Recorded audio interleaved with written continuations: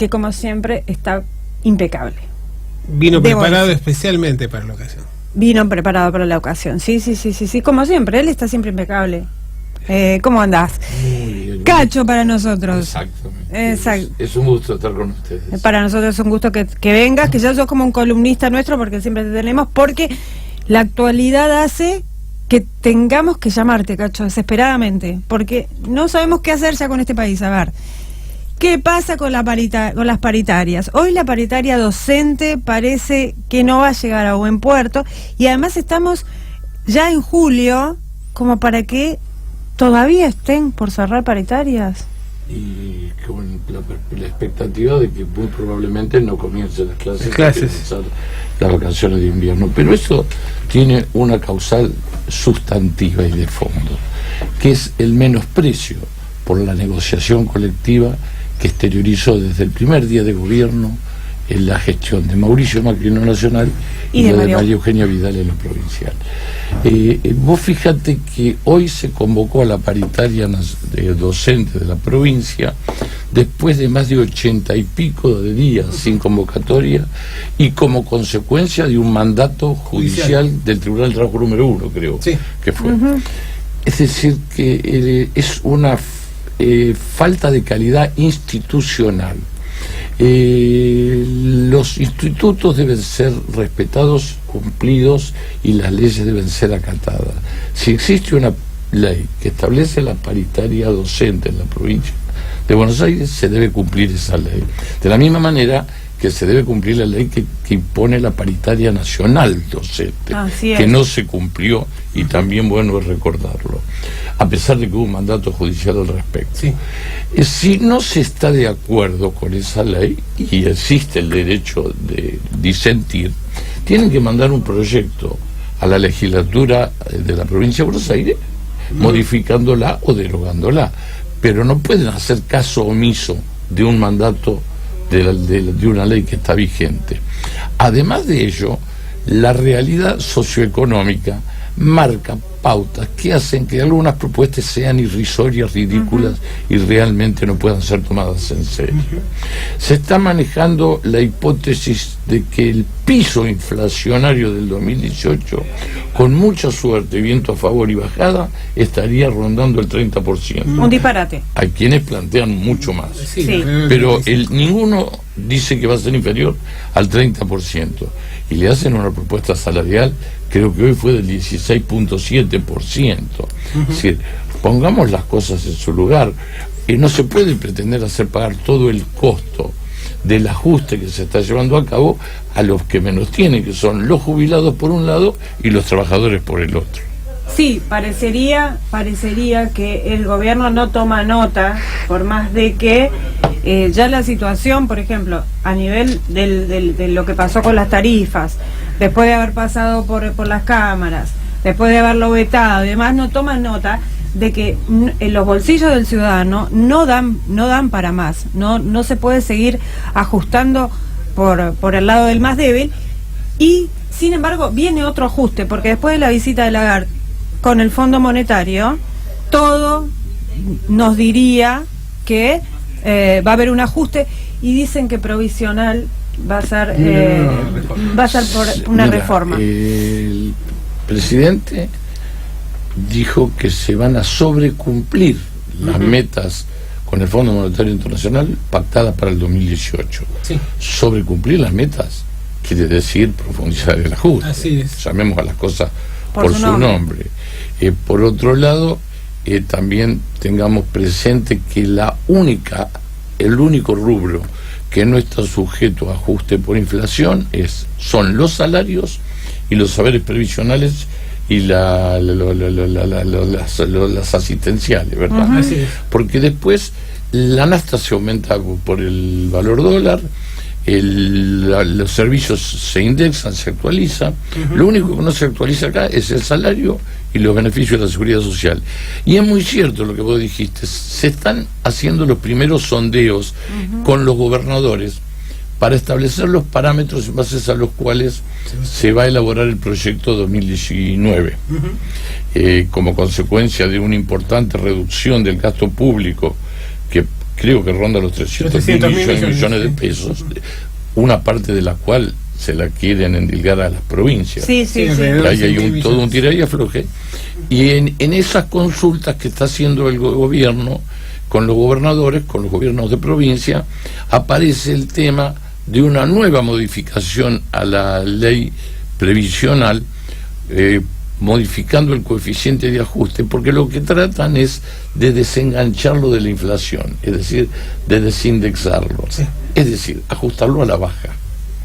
Ya lo bajaron considerablemente la vez anterior, hubo algún pronunciamiento judicial que lo cuestionó y ordenó no innovar respecto de algunos casos puntuales, que creo que se van a ir generalizando a medida que va avance la cosa, y ahora se va por más todavía, se quiere recortar más el coeficiente de ajuste. Ya se recortó el coeficiente de ajuste y el coeficiente de determinación del haber inicial, y ahora se quiere profundizar en ese sentido. Ahora, un jubilado con 8 o 9 mil pesos por mes de jubilación y con un recorte además en las prestaciones del PAMI, está sujeto a que su expectativa y su calidad de vida va a empeorar necesariamente. Bueno, el otro día escuché algo que me quedé tiesa, no sé cómo explicarlo, porque realmente me pareció ya, es básicamente asesinar de a poco a nuestros viejos.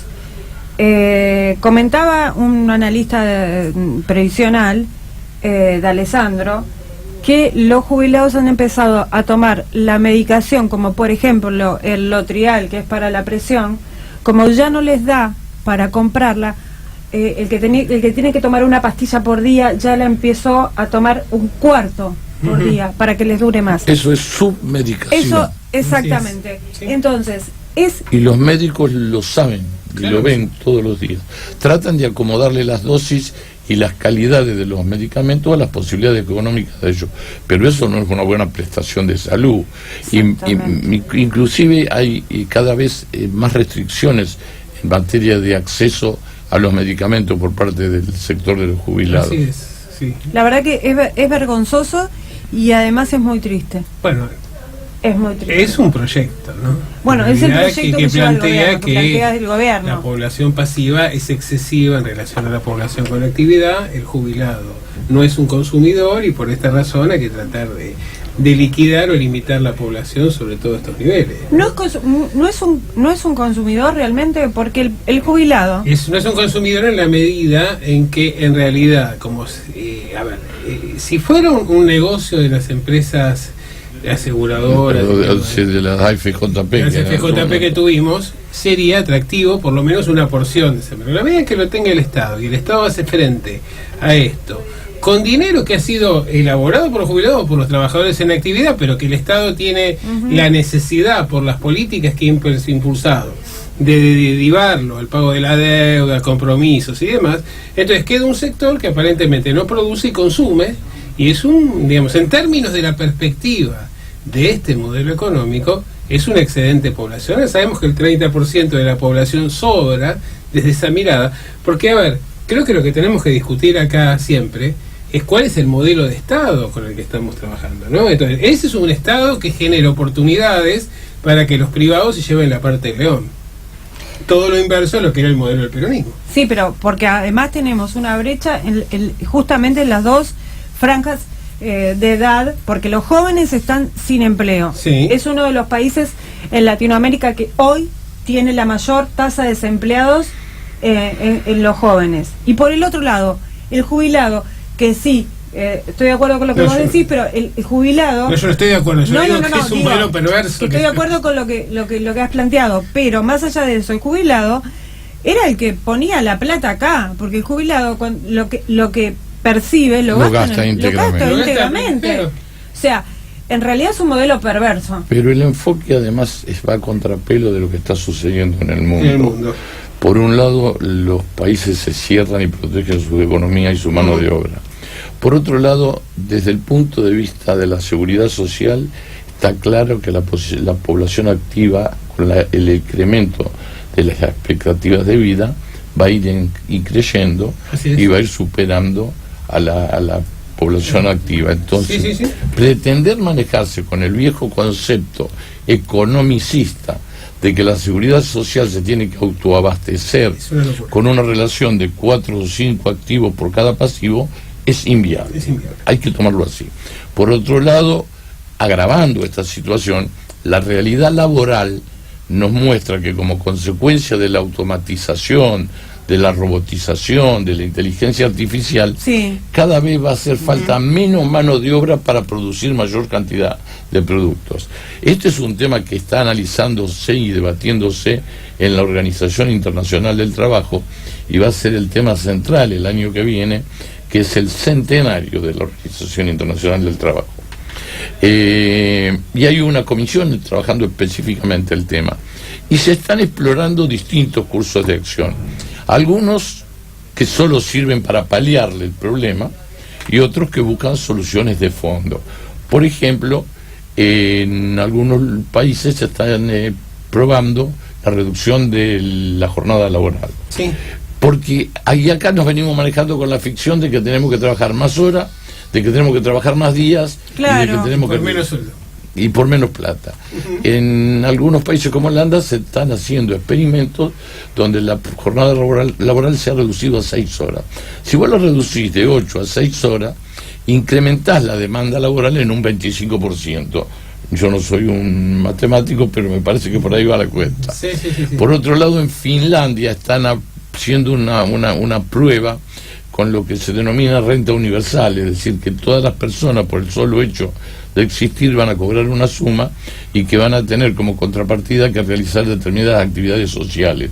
En un colectivo de unas 2.000 personas aproximadamente en Finlandia se está llevando a cabo una prueba experimental en ese sentido. Y hay todo un debate sobre esta cuestión que nosotros lo estamos soslayando. En nuestro país de eso no se habla. No, pero también hay un tema, me parece, en esos países, que es el hecho de que hay una restricción muy grande a la importación de trabajadores, ¿no? Es decir, básicamente lo que se trata es de preservar los puestos de trabajo para los nativos. Y no se puede abrir la economía para que estemos importando carne de cerdo y poniendo en riesgo más o menos 10.000 criaderos. Si vos me tomás como un cálculo muy mesurado, entre 5 y 10 trabajadores por criadero, estamos hablando de una mano de obra de 50 a 100.000 personas. Claro, sí. No, es que el otro día hablamos con un economista sobre el hecho de que este gobierno parece que no tomó nota del cambio de modelo que se está dando a nivel universal, ¿no? Que sigue viviendo en una etapa precedente y en realidad, bueno, evidentemente un país de nuestras características, si no tiene una política de protección del empleo, de mejorar la calidad, de desarrollar nuevas expectativas en áreas productivas no convencionales y demás, estamos en un riesgo grave. Y parece que lo único que importa es cerrar con la cuestión financiera y con los compromisos tomados con los mercados y con el Fondo Monetario. Bueno, la leche, digamos, el sistema lechero en Santa Fe, que está donde se produce el Ilolai, están envasando la leche uruguaya con Aprole. Entonces, ya directamente nosotros estamos comprando leche uruguaya. O sea, y ¿dónde queda el trabajo nuestro? Digamos, esto cada día hace que muchísima gente quede fuera del sistema, absolutamente.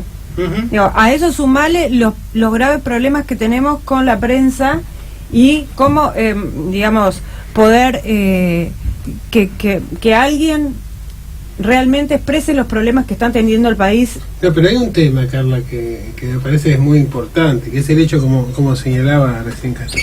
El gobierno dice que tiene que reducir 300.000 millones el gasto, como ellos lo llaman, que en realidad es inversión social, no es gasto público, y en su gran mayoría. Pero resulta que en realidad no tiene una posición drástica respecto de los intereses que paga por las herramientas financieras.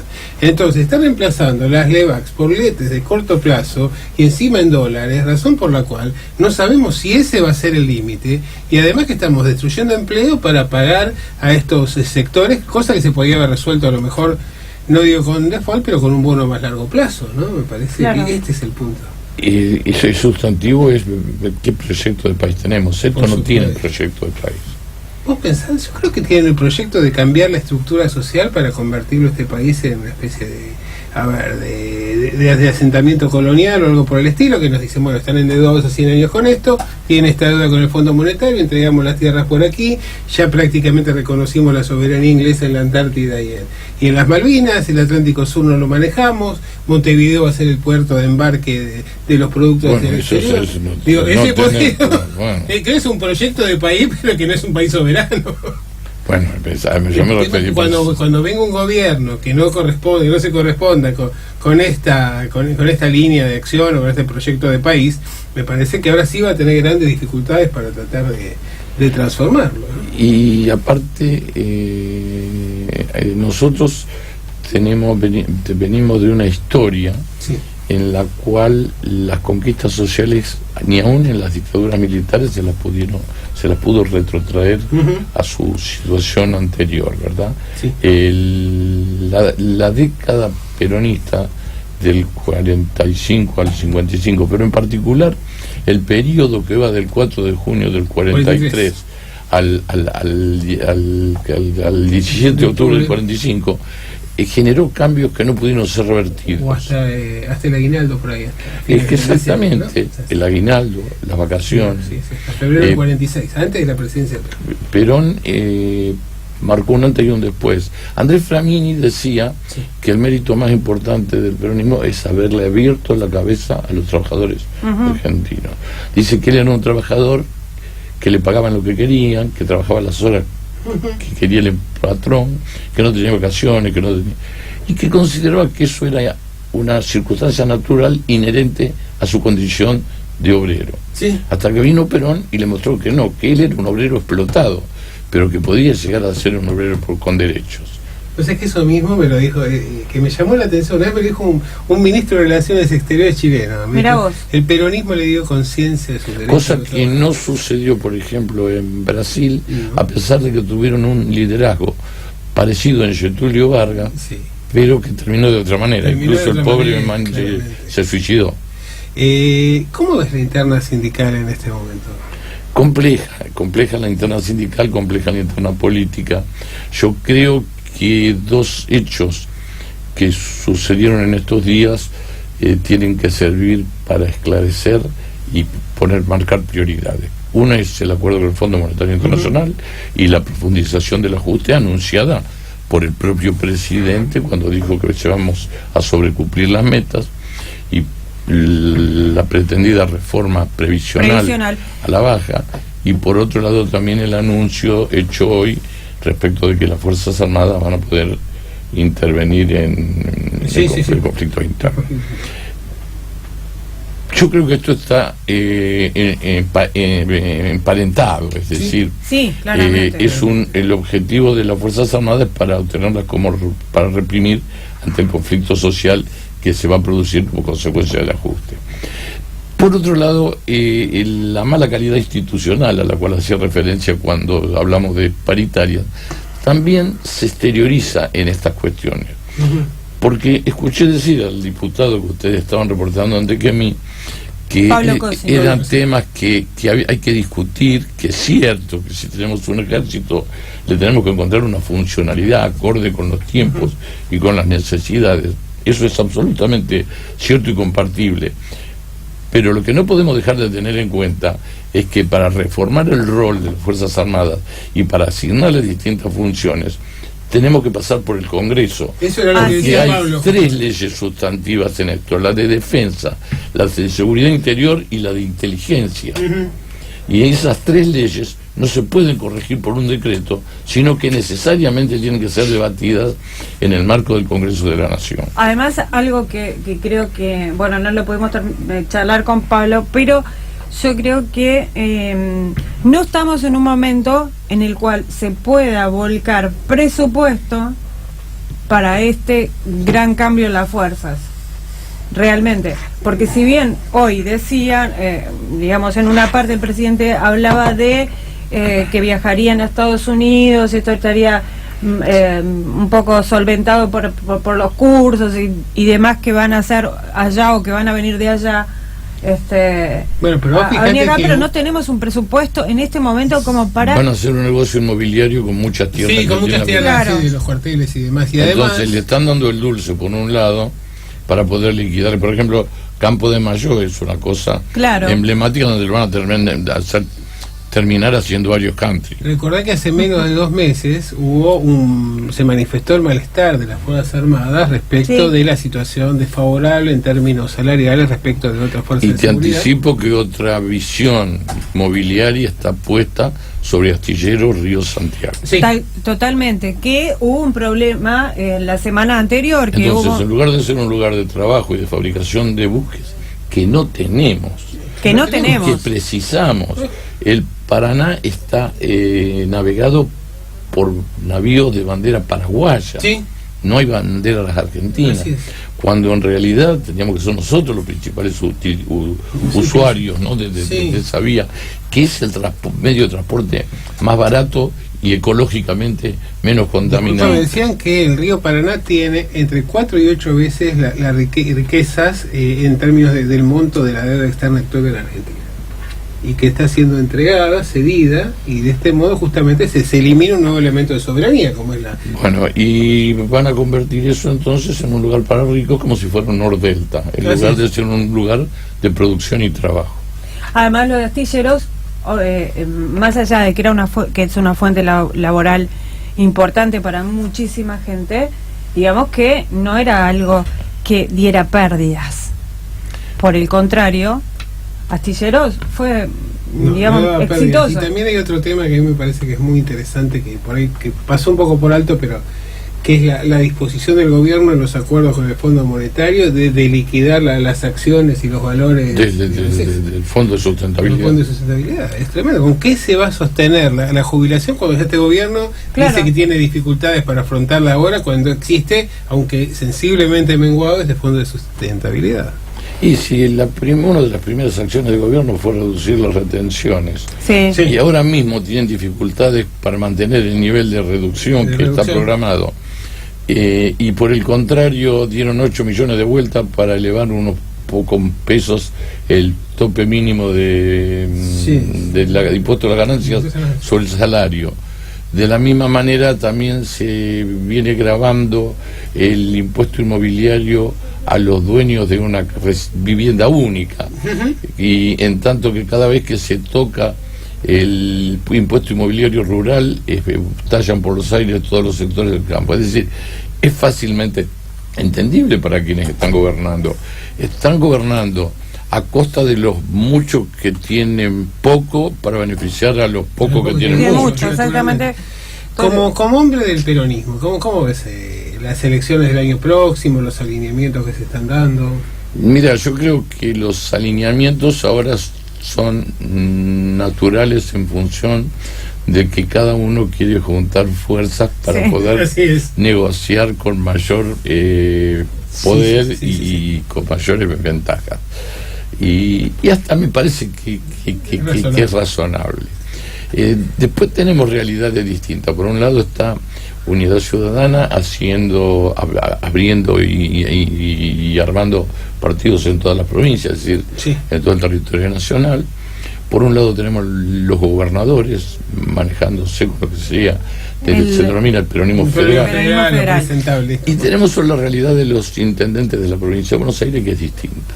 Porque los gobernadores pueden cambiar la fecha de la elección, la van a separar de la elección nacional. ¿Vos pensás que eso se va a concretar? Y se está concretando en algunos casos ya. Y eso les va a dar una mayor libertad para manejarse en sus territorios. Más autonomía, claro. En tanto que en la provincia de Buenos Aires los intendentes nuestros van a tener que ir a la elección el mismo día de la nacional, que se va a elegir gobernador, se va a elegir presidente, y van a poner en juego pero hay una reforma en boga. Bueno, si esa reforma prospera en esta ocasión sería tremendo, porque implicaría una atomización total.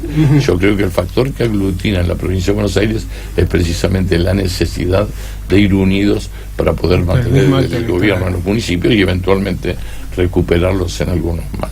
Yo creo que el gobierno está poniendo en evidencia cuáles son sus intenciones, que ya no cabe duda. Si vos pasás por televisión el debate del 2015, estás viendo que Daniel Scioli decía la verdad, y que el que estaba macaneando claramente era Mauricio Macri. Sí. No, esos spots serían catastróficos.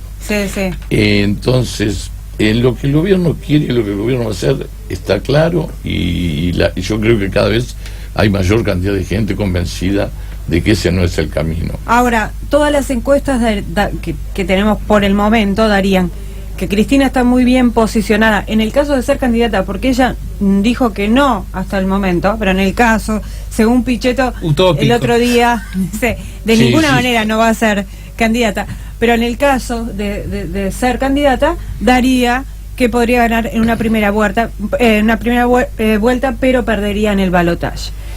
Esto al peronismo, en esta especie de coyuntura que no logran unificarse, ¿no sería como un llamado a atención? Yo te voy a decir lo que voy a hacer yo. Cualquiera sean los candidatos potenciales que haya en las PASO, me puede gustar más uno que otro, cada uno tiene su corazón y su simpatía, ¿verdad? Sí. Pero lo que no tengo duda es que en la elección general yo voy a estar con quien enfrente a Mauricio Macri. Exactamente. Ese es el camino que tiene que tomar el peronismo. Yo creo que es legítimo que esté Agustín Rossi haciendo campaña y tratando de ganar imagen, y creo que es legítimo que pretenda Rodríguez Sá ser candidato también, el mismo de la Sota, y que ahora todos juntos en unas PASO eventualmente. Las encuestas, cuando las diferencias son grandes, hablan por sí solas y toman innecesarias las PASO. Si yo mido 10 y vos me dis 50, no hay ni mucho para conversar.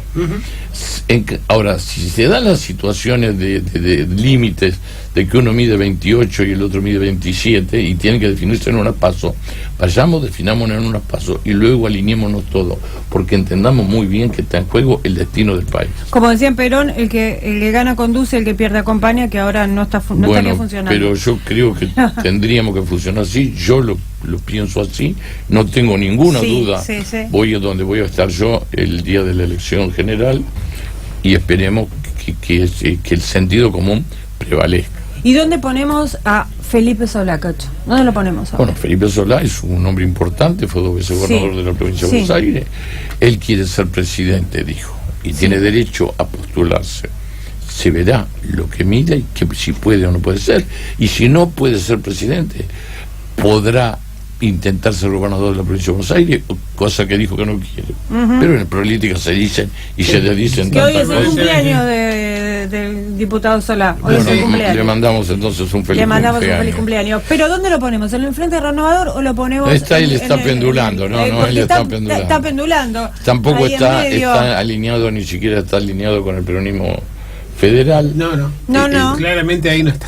Entonces él tiene una posición distinta. Sí. Y creo que es válido y es legítimo eso, porque está buscando posicionarse. Y si es el hombre que las encuestas indican que tiene que ser candidato a presidente, antecedentes no le faltan. No, claramente, como tampoco le faltan a Rossi, como tampoco en realidad no le falta ninguno. Del otro lado podríamos tener, digamos, en el peronismo pasa federal, que no hay una figura que tome distancia respecto del resto. Y no. Salvo la figura de la expresidenta. La expresidenta, pero bueno, tenemos el voto anti también. También es. Y que el gobierno trata todo el tiempo de ponerlo en digamos, de volver a Cristina todo el tiempo, cuando en realidad Cristina está callada, no ha dicho nada, como para crear esto. Bueno, muy bien que le va, aprendió. Vos fijate un detalle en lo que hace específicamente a la negociación colectiva, que es el tema con el que arrancamos el programa, ¿no? Durante los 12 años de Néstor y Cristina se negoció colectivamente sin solución de continuidad. Fue el periodo más largo de la historia argentina. Por otro lado, en el mismo periodo se convocó regularmente al Consejo del Salario Mínimo Vital y Móvil. También fue el periodo más largo, porque además, bueno, puntualizarlo, en la época de Perón el Salario Mínimo Vital y Móvil todavía no existía. Es una creación de Arturo Illia, del gobierno de Arturo Illia, ¿no? Entonces, si estuvimos negociando colectivamente durante 12 años en lo nacional, en la provincia de Buenos Aires, los 8 años que estuvimos nosotros negociamos colectivamente, tuvimos conflictos, pero nunca llegamos a un nivel de ruptura total y absoluto. Ni con los docentes. Y en el peor de los años estuvimos negociando sobre el límite de la inflación. Siempre tuvimos un par de puntos arriba porque apuntábamos a la recomposición del salario. las diferencias son abismales. Y tocando todos los temas, ¿qué me contás de los aportes, tanto aporte trucho que ha aparecido? Nosotros tuvimos acá uno de los aportantes que figura y que no puso un peso, pobre hombre, en las campañas del 2015, en las campañas del 2000, este es el 2015, que fue a ser... hagan cargo. Ahora, en otro, digamos, si hubiera sido esto en el gobierno peronista, ¿no crees que ya habría habido un pedido de juicio político a al gobernador de entonces? Hay uno. Sí, que lo hizo, bueno, que el de Saint-Dú, ¿no? Sí. Porque, convengamos, también ella preside el partido. Cierto. Tendríamos a la prensa posicionada. Tendríamos a la prensa posicionada y esto se hablaría en todos los canales, que por cierto... Yo creo que es un tema que hay que investigarlo en profundidad. Sí. Está en manos de la justicia, que tiene que investigarse en profundidad. Está bien, porque no hagamos lo que nos han hecho a nosotros, no. Que es estigmatizar y vulnerar el principio de presunción de inocencia, ¿no? Dejemos que la justicia proceda y busquemos que la justicia proceda y vigilemos que la justicia proceda. Porque hay un tema que está detrás de esto, Carla, que me parece que es muy importante, y por eso es tan importante que la justicia llegara a tirar del hilo hasta el final, que es de dónde surge ese dinero. ¿De dónde surge el dinero que la gente dice que no puso? Porque ahora la gobernación dijo, bueno, vamos a devolverle los aportes. Y le van a devolver los aportes a personas que no han hecho los aportes. Que tampoco es legítimo. Tampoco es legítimo. Pero al margen de eso sí hay ahora vos fíjate que el origen del dinero no se busca nunca, ni siquiera, ni siquiera con López. No, ni siquiera con López. Tampoco. Las bolsas se mostraron. Sí. Ahora, era fácil detectable porque estaban, por lo que estaban sellados, digamos. Se busca el origen de dónde salió. Bueno, ya han comentado el origen de dónde salió y por qué razón no. ¿Por qué razón no se dice? Dando publicidad. Pero más allá de eso, el intendente de Mar del Plata, Arroyo, que figura como aportante, dijo públicamente que él no aportó. Y sin ir más lejos, lo pérfido, que tiene un problema con los 30.000, porque tiene un karma con los 30.000. Sí, dijo que esos 30.000 pesos con lo que él figura como aportante no aportó. El padre de la periodista Nancy Paso figura como aportante y la periodista Nancy Paso dice que su padre no aportó. Sí, pero hay un tema mayor, que es realmente quién fue el que alertó. ¿De dónde salió? ¿De dónde salió la plata? Evidentemente los aportes en su mayoría estuvieron dibujados. Sí. Es decir, se tomaron datos del ANSES y se le metió una cantidad de plata a cada uno en función de eso. El problema es de dónde salió esa plata. ¿Y de dónde salió la información? Claro, alguien interno tiró la información para que le rebote directamente a la gobernadora. Sí. Algunos hablan de la proximidad del presidente, ¿no? Sí, hay una interna ahí que tienen ellos, porque ellos no escapan de la interna, también tienen interna. Y las internas están en todos lados. Están en todos lados a pedir. Bueno, la gobernadora estaba levantando demasiado vuelo, la figura del presidente se estaba comprimiendo y había que bajar un poco. Era necesario pegar el ondazo. Así es. Después tenemos el otro conflicto que para mí es muy grave, porque también atañe a lo que tiene que ver con la libertad de expresión, que es el conflicto con Telam. Cierto es. Que de hecho ya hay varias denuncias contra Lombardi, que en realidad son 357 trabajadores. Quiere cerrar la Telam. Exactamente. ¿Y sí? Telam es una creación de Perón también. Claro. Es una forma de proveer información a la totalidad de los medios sin costo. Sobre esto hay que recordar los editoriales de Perón firmados como Descartes, claro. Bueno, son nuestra agrupación precisamente. Claro. Tiene ese nombre y estamos trabajando duro y parejo en las redes sociales. Sí, es maravilloso, porque Perón dice claramente el papel que jugaban los ejércitos hasta la Primera Guerra Mundial lo juegan los medios de prensa, y los norteamericanos han encontrado la manera no solo de aculturar, sino además de hacer negocio a través de vender noticias con las cuales aculturan a los pueblos. Por eso es que crea Telam, para que fuera claramente gratuita. Además Telam es la que difunde a todo el país. Ahora la situación cambió porque los grandes medios han ido comprando los medios locales. Sí. Pero Telam era la abastecedora de noticias de todos los diarios pueblerinos, porque ahí obtenían la materia prima para elaborar sus y además que era una herramienta de soberanía, claramente. Bueno, tengo mensajes, a ver, los interrumpo porque tengo mensajes del público. Aquí Juan Carlos Bacarias dice: no les interesa la educación pública, más aún quieren destruir. Ellos son de Cardela, del Cardela, bueno, está mal escrito, del Newman. Y después Alice dice: la justicia no actúa ni de oficio.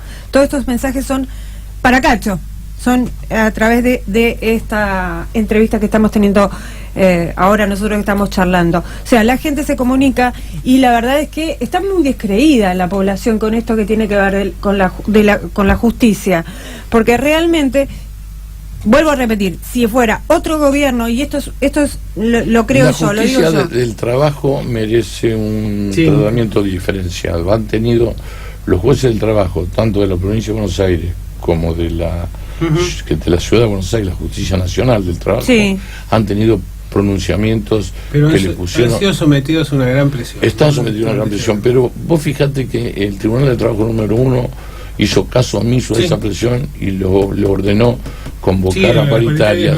Y no quiero mentir si fue el Tribunal del Trabajo número 3 o número 4 de La Plata que ordenó aplicar ultraactivamente la cláusula de ajuste automático al no haber sido renovado el convenio colectivo de los docentes. Es decir, fueron dos pronunciamientos muy valientes y que hablan bien de esa rama de la justicia.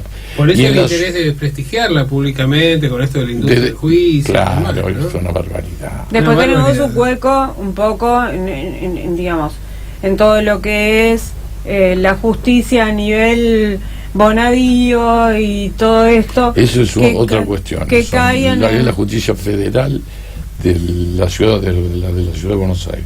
Sí. Pero la justicia del trabajo, tanto de la provincia como de la ciudad, ha tenido comportamientos dignos. Inclusive dos camaristas se les pidió juicio político que fue rechazado. Uno es Luis Rafaeli y el otro es Diana Canial, porque le fallaron en contra de lo que deseaba el gobierno. A nosotros, el juez Arias, que ahora está suspendido en sus funciones, que está mucho en esta radio, nos falló en contra innumerables veces. A nosotros no se nos ocurrió hacerle una denuncia de juicio político. Apelábamos. Claro. El camino contra una sentencia es recurrirla. Y eventualmente la Cámara te dará o no la razón. Ese es el camino, no la intimidación a través de un juicio político. El juicio político solo procede contra un magistrado cuando ha procedido indebidamente, cuando se ha enriquecido, cuando ha pedido dádivas, pero no porque opine de determinada manera. Bueno, es que nosotros hemos visto la falta de vocación republicana y democrática que evidenció este gobierno desde un principio, ¿no? Desde el intento de nombramiento de los camaristas en adelante, hasta llegar a la situación actual del decreto presidencial que se lanza el día de la fecha. Entonces me parece que hay que tener en claro esto, que en general cuando Cambiemos llega a la presidencia, y sobre todo el discurso de Lilita Carrió, venían con esta renovación republicana, ética, y se la han llevado puesta, creo, y ahí hay un problema de institucionalidad que tenemos que preservar, ¿no? Porque en realidad lo que está en juego son las instituciones de la República, además de la declinación económica y la cuestión sobre la división de poderes, que la división de poderes fundamental, se pueda hacer dueño absoluto del gobierno. Así es. Así es un momento muy álgido, y lo que realmente a uno por ahí ya prevé es que va el segundo semestre, viste que venimos con el segundo semestre desde que asumieron, pero este segundo semestre va a ser peor. Y vamos a llegar a un diciembre complejo, no sé si no más complejo que el del año pasado. Alguna cosa que le quería preguntar a Oscar, porque en realidad vemos que hay un juego de parte de distintos actores políticos del amplio universo del peronismo posicionándose y en esta guerra de escondidas para sumar capital político. ¿Vos pensás que la sociedad resiste? Es decir, que esto que es racional desde la política, que es tratar de acaparar capital político ante la instancia de la elección del año próximo, digamos, ¿no nos pone en un riesgo de un nuevo que se vayan todos? Si se llega a un extremo muy crítico, sí, porque aquel que no tiene para comer no le puedes hablar de especulaciones políticas. Claro. Y hay mucha gente que está en esa situación. Hay mucha gente que está en situación de calle. Sí, Crece sí, eso. sí. Y se han muerto de frío. Y se ha O muerto. el incremento de los comederos, por ejemplo. En Buenos Aires, en la noche se ven Sí, mucho claramente. en los umbrales de los edificios y en todo eso. En Capital se ve mucho esto, que ya se veía al interior de los cajeros automáticos. Pero ahora ya las veredas no dan abasto. Bueno, ahora Larreta ha puesto unos nuevos bancos Sí. en los cuales hay una división en el medio. Eso para que no es- se puedan dormir. Claro, es un banco antipobre, una cosa muy muy interesante del jefe de gobierno. Pero al margen de eso, cuando la gobernadora dice que va a empezar a ayudar a 1000 comedores, estamos reconociendo que estamos muy lejos de la promesa de pobreza cero y que hay un gran problema en la provincia de Buenos Aires como para ayudar a 1000 En la comedores. provincia de Buenos Aires, por falta de controles, va a haber dos cuestiones que te las anticipo ya. Se va a incrementar la desocupación considerablemente. Perdón, la desocupación sí, pero el trabajo no registrado. El trabajo no registrado. Se va a incrementar. Y por otro lado se va a incrementar la siniestralidad laboral, que eso es muy grave porque eso implica Sí. que afectar la integridad física y la vida de los trabajadores. No hay controles, no hay inspecciones y en consecuencia de eso vamos a tener más trabajo no registrado y más accidentes de trabajo. Ha sumado al gran problema de la liquidación de la obra pública. No, digo porque Todo, en realidad todo se va suma. sumando una situación de precariedad absoluta y uno dice, recordemos que cuando este gobierno asumió decía que asumía para que no nos pareciéramos a Venezuela, presentando a Venezuela como una especie de situación de apocalíptica, ¿no? Y me parece que lamentablemente el apocalipsis está cada vez más cerca de cercano. la Argentina, ¿no? Sí, al margen de que tenemos graves problemas que ya habíamos olvidado en lo que es el tema salud. Más allá de que la gobernadora Están apareciendo dice que enfermedades que está no Sí, apareciendo un enfermedades brote medievales, de sí. sarampión. ¿Cuándo fue la última vez que tuvimos que pensar en el es sarampión? una falencia de la política preventiva de salud sí. y la falta de Absolutamente. vacunación. Claro. Vos vas a cualquier hospital, acá en La Plata y hospitales provinciales, más allá de que la gobernadora dice que no va a abrir hospitales, que ella no va a abrir hospitales, muchos quedaron a medio hacer de la gestión anterior, que los tendrían que haber terminado, porque, digamos, se presupuestó para eso, pero más allá de eso, los que hay no tienen insumos. No tiene insumos. Vos vas a darte las vacunas de la gripe, que teníamos 19 vacunas gratuitas. Más el incremento de los copagos, ¿no? Esto es otra cosa muy importante. Se hace cuesta arriba para la gente. Sí, sí, pero digo... Y ahora hay tres proyectos de reforma laboral, los han dividido, después no sé qué va a pasar con eso. Uno está referido al tema de salud en el trabajo, que no tengo ninguna duda que está direccionado, no es mi especialidad, pero está direccionado a reducir el nivel de protección, a reducir los beneficios. Seguramente. El otro está direccionado a la regularización del trabajo no registrado, que como título suena bien, pero cuando vos le traes escarbar te das cuenta que a costa del pobre trabajador. Claro, sí. Y el otro está también direccionado a la capacitación para el trabajo en las últimas etapas de la carrera, es decir, lo que antes se denominaba pasantías, que son prácticas profesionalizantes, pero que también están direccionadas a la regularización de un trabajo sin protección. Porque si realmente quisieran capacitar gente que está en la última parte de su carrera, lo podrían hacer en una forma real y efectiva. Yo no estoy en contra de que enfermeras en su último año vayan a practicar algún sanatorio para aprender a curar, a dar inyecciones, etcétera, pero después terminamos con que los rotan a todos, con que sacan trabajadores estables para poner pasantes, y que estudiantes de ciencia económica terminan siendo repositores en las góndolas. No nos olvidemos que uno de los principales acuerdos que firmó el ministro de la Nación de Trabajo fue precisamente con McDonald's, que fue declarado luego ilegal por un pronunciamiento judicial. Porque además eran unos salarios que eran absolutamente Y además hacían trabajar 3 meses y lo sí, echaban. 3 meses y lo despedían, 3 meses y lo despedían, sí. Sí, realmente no. Bueno, pero recordás que una figura prominente de este gobierno dijo que no había nada mejor que la inestabilidad laboral, porque eso generaba la expectativa de progreso y no, la si la gente posibilidad de está feliz reciclarse. con sentirse inestable un Así es, si rato. uno se siente frustrado de que Me hace sea rutina. acordar en un tiempo un connotado periodista que decía que la grandeza de Estados Unidos se debía a la frase "usted está despedido". Sí, tal cual. Así es. Bueno, iremos camino a la grandeza. Sí, vamos a... Che, que estaba pensando, le podríamos invitar a Cacho que venga todos los meses, tal vez. ¿Te gustaría ser columnista del programa? Lo acordamos por Lo WhatsApp. pero a lo mejor un lunes determinado, todos los meses. Todos los meses nos encantaría. Y contesta las preguntas, ya sabe la gente. Y ya lo le anunciamos puede hacer el sus programa anterior preguntas. para que te puedan hacer todas las preguntas. Que creo que estos meses que vienen, Pueden Cacho, ser vas a tener determinantes. muchas preguntas de la gente, porque se viene después de la visita. ¿Recordás que de la Rúa, Rúa, cuando tenía la columna de los jubilados, llegó a presidente? ¿Quién te dice?